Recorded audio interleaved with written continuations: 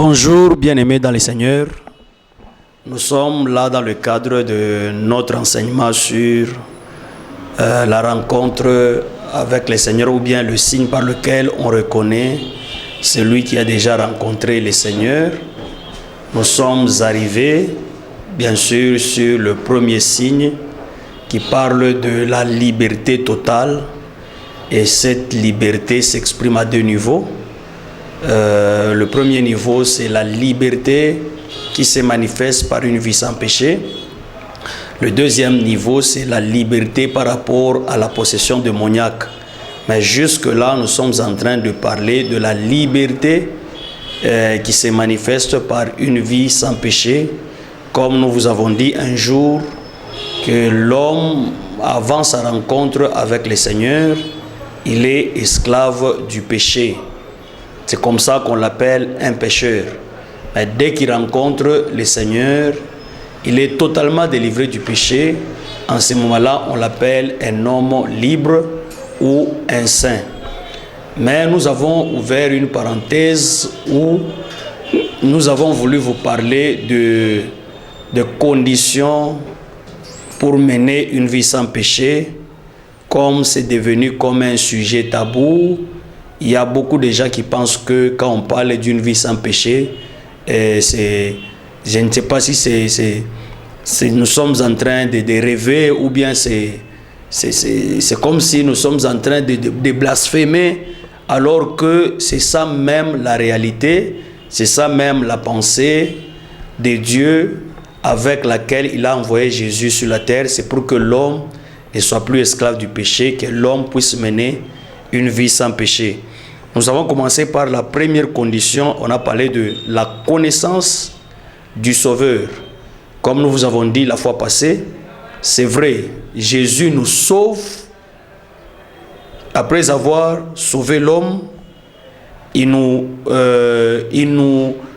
donne l'accès de connaître ce qu'il est. En d'autres termes, après le salut, après la conversion, l'étape qui suit, c'est connaître celui qui nous a sauvés. C'est pourquoi j'aime un verset, je l'utilise souvent, c'est Jean 17, le verset 3, Jésus lui-même a dit « Or la vie éternelle, c'est qu'ils te connaissent, toi le seul vrai Dieu, et celui que tu as envoyé Jésus. » Donc nous comprenons que l'activité de celui qui a la vie éternelle, l'activité de celui qui a l'espérance d'aller au ciel, c'est beaucoup plus chercher la connaissance de celui qui l'a sauvé. C'est pourquoi nous parlons de la connaissance.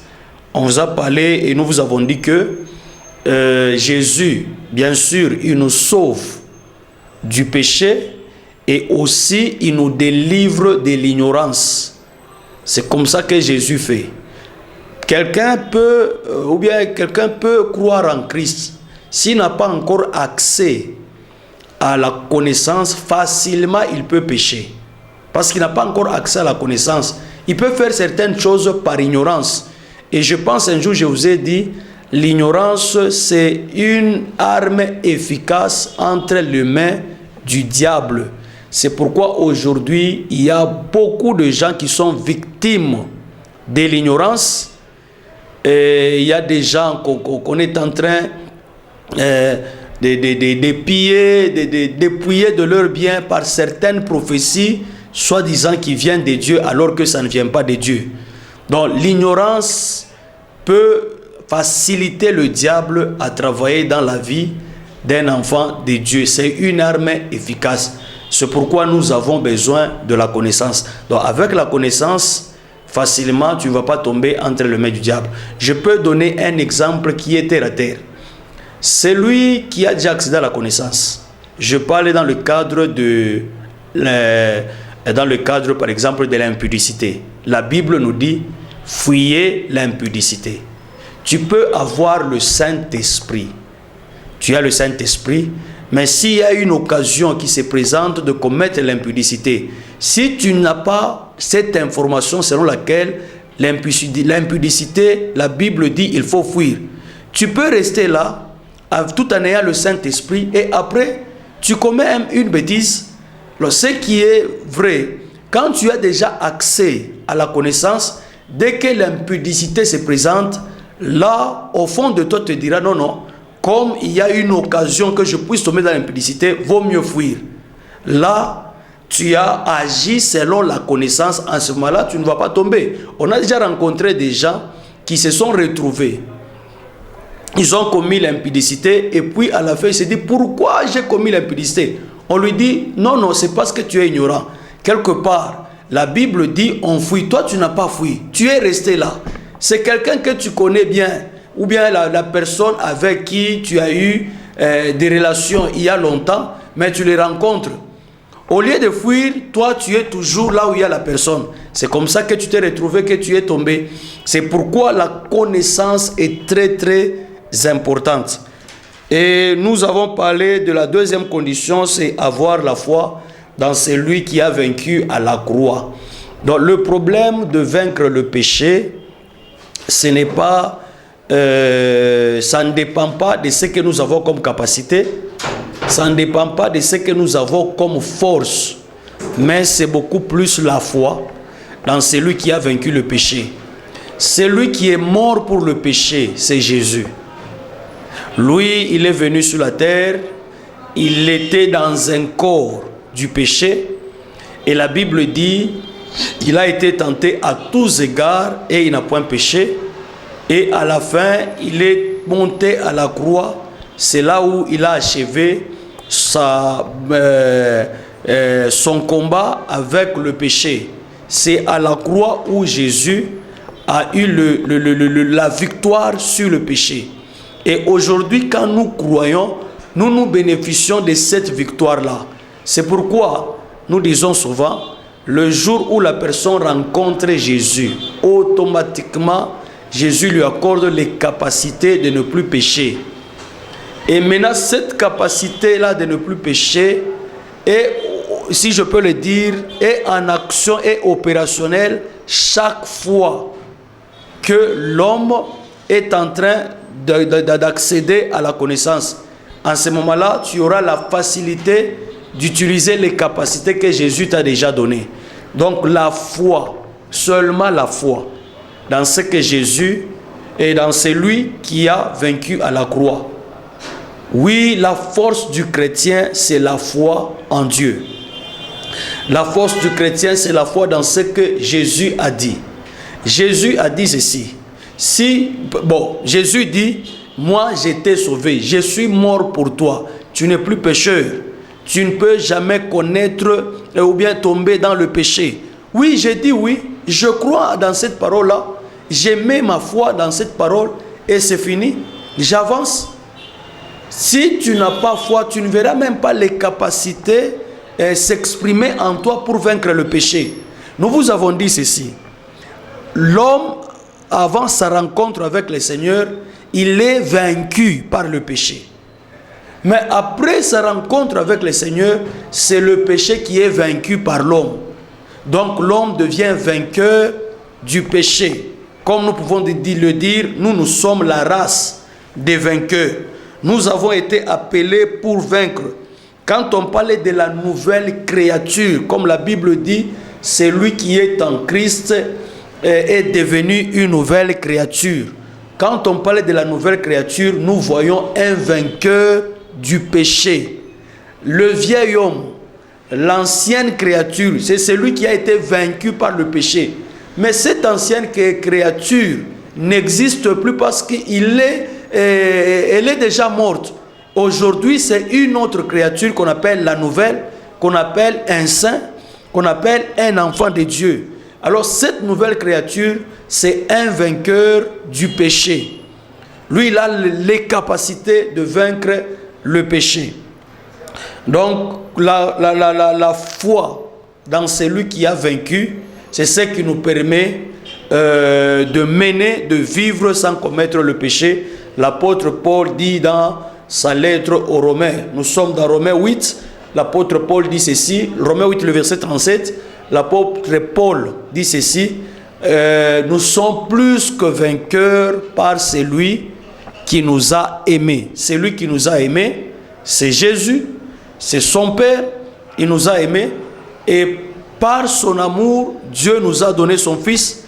Par son amour, Jésus est mort à la croix pour que nous ne soyons plus esclaves du péché, pour que nous ne soyons plus vaincus par le péché et que nous soyons nous soyons des vainqueurs. La foi dans celui qui a vaincu, ça c'est très important. C'est tout ce qu'on te demande. Si tu as déjà cru, on te dit ceci: aie seulement la foi en Jésus. D'ailleurs, par quoi est-ce que le monde peut reconnaître que Jésus réellement est mort à la croix pour nous? C'est quand il nous voit en train de vivre sans commettre le péché. C'est notre vie qui valorise même l'œuvre de la croix devant les gens de ce monde. Notre vie qui valorise. Tu peux parler bien sûr de Jésus. Non, Jésus m'a sauvé. Il t'a sauvé en quoi? En quoi est-ce que Jésus t'a sauvé? Si tu peux le dire, que Jésus m'a sauvé, et après tu te dis non, non, je suis un humain, nous sommes sur la terre, c'est tout à fait normal, je peux tomber, c'est tout à fait normal, je peux commettre le péché. Ça, ce n'est pas la pensée biblique. Selon la Bible, l'apôtre Jean nous dit ceci: un enfant de Dieu ne pêche pas. En d'autres termes, c'est lui qui est né de Dieu, c'est lui qui a déjà cru en Christ ne pêche pas. Maintenant, aujourd'hui, si réellement tu as cru en Christ, si réellement tu sais que Jésus a souffert à la croix, si réellement tu sais que l'œuvre de la croix c'est une œuvre parfaite, alors tu ne vas pas pécher. Pourquoi? Parce que c'est ta vie qui doit valoriser l'œuvre de la croix devant les gens de ce monde. Parce qu'il ne faudrait pas que l'œuvre de la croix soit comme, je ne sais pas, une légende, soit comme une histoire, alors que c'est quelque chose qui s'est passé réellement ici sur la terre. Jésus est venu, il a marché dans ce corps, il a vécu dans ce corps pendant presque 33 ans, et puis il est mort à la croix. Aujourd'hui, la Bible nous dit qu'il est à la droite du Père en train d'intercéder en faveur de saints. Alors nous croyons, c'est pourquoi nous sommes en train d'expérimenter cette vie. Mes frères et sœurs, la vie en Christ, ce n'est pas une légende, ce n'est pas une histoire, ce n'est pas, je ne sais pas, des discours. La vie en Christ, c'est une réalité. C'est toute une vie qu'on doit expérimenter. Une vie sans péché, c'est une vie réelle. Donc la foi dans le message de Jésus. D'ailleurs, j'ai dit, la vie de l'homme est le reflet de sa foi. La vie de l'homme est le reflet de sa foi. Tout dépend de ce que tu crois. Imaginez-vous Jésus qui dit un jour, je pense à un aveugle: tu penses que moi je peux ouvrir tes yeux? L'aveugle dit: oui, je sais que, et j'y crois que tu es capable de le faire. Et Jésus dit qu'il te soit fait selon ta foi. Qu'il te soit fait selon ta foi. Donc notre vie, d'ailleurs, le Jésus que nous vous parlons, moi je ne l'ai jamais vu. Lorsqu'il est mort à la croix, je n'étais pas là. Il y a presque 2000 ans que Jésus est mort à la croix. Moi je suis déjà dans les quarantaines d'années ici sur la terre. Mais Jésus, il est mort il y a 2000 ans. Alors je n'étais pas là. Mais le fait seulement de croire, de mettre foi dans celui qui a vaincu à la croix, je me retrouve que cette vie est devenue une vie normale. Pour moi, bien que je suis dans un corps où il y a la sémence du péché. Nous vous disons la vérité, Jésus a vaincu, Jésus a fait un travail sérieux, Jésus a atteint ses objectifs par rapport à sa mission, Jésus a fait un travail. Aujourd'hui, ce travail-là, il n'y a même pas un jour où Dieu dira à Jésus: va reprendre ce que tu as fait il y a 2000 ans. Le travail est déjà fait. Si présentement nous sommes encore là, nous attendons seulement son retour pour que nous retrouvons un jour au ciel pour vivre l'éternité. Mais pour le moment, ne pensez pas que un jour Dieu va reprendre le même travail. Le travail c'est déjà fait et nous croyons que l'œuvre de la croix a été bien accomplie par notre Seigneur Jésus-Christ. Troisième condition, croire que c'est possible. D'ailleurs, Jésus dit: tout est possible à celui qui croit. Tout est possible à celui qui croit. Mais ici, je dois quand même donner une précision. Quand on parle de tout est possible à celui qui croit, ici, la foi agit dans la limite des Saintes Écritures. La foi agit dans la limite de la parole. C'est la parole qui nous dit que nous sommes de saints. C'est la parole qui nous dit que Jésus nous a donné la liberté. Si je crois à ça, et je dis que c'est possible de vivre sans commettre le péché, comme c'est conforme avec la parole, comme c'est dans la limite des Saintes Écritures, en ce moment-là, je veux vivre la vie à laquelle j'ai cru. Donc la Bible dit tout est possible. Oui, tout est possible. Si tu crois que c'est possible de mener une vie sans péché, mon frère, ma soeur, tu verras véritablement que c'est une vie très facile et une vie très simple. D'ailleurs, vous qui me suivez, quand je suis en train de parler ici, est-ce que vous sentez en moi les doutes? Je suis en train de parler avec une pleine conviction et une pleine assurance. Est-ce que vous voyez en moi que je suis en train de douter? Je ne doute pas parce que je crois fermement dans ce que je suis en train de dire. Et puis, ce sont des choses que moi-même j'expérimente. Je vous donne, c'est comme si je suis en train de donner mon témoignage avec la parole de Dieu. Ce que la parole a fait de moi. Ce que la croix de Jésus a fait de moi. Comment est-ce que nous pouvons annoncer la croix si on n'expérimente pas les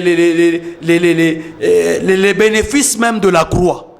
Comment est-ce que nous pouvons témoigner que Christ, bien sûr, est mort pour nous? C'est si nous vivons, nous expérimentons les choses selon ce que la Bible nous dit. Donc, croire que c'est possible. La Bible dit, tout est possible à celui qui croit. Moi, je crois que c'est possible, ici sur la terre, de mener une vie sans péché. D'ailleurs, je crois que c'est un enseignement qui n'est pas donné dans beaucoup d'assemblées. Il y a des versets dans la Bible, je ne sais pas si les serviteurs les font expressement, je ne sais pas. Les versets tels que celui qui est né de Dieu ne pêche pas. Pour citer seulement ces versets dans l'assemblée, c'est tout un problème. On peut prendre seulement un verset. Non, la Bible dit, nous devons confesser les péchés entre nous. Bon, c'est bien. Mais selon la pensée de Dieu, dans l'église du Seigneur Jésus-Christ, d'ailleurs, si nous rentrons dans l'Ancien Testament, je pense que c'est dans le livre de Psaumes où la Bible dit, les pécheurs ne résistent pas dans l'assemblée des justes. C'est ce que la Bible dit, les pécheurs ne résistent pas. Quelqu'un ne peut pas venir dans une assemblée, faire 5 ans, 6 ans. Il est toujours le même, il ne change pas. Donc, quelque part, ce que vous enseignez, ce n'est pas la parole vraie. Parce que la parole vraie transforme de vie, fait en sorte que les gens abandonnent la vie du péché et commencent à mener une vie sans péché. Que mon Dieu vous bénisse. À la prochaine.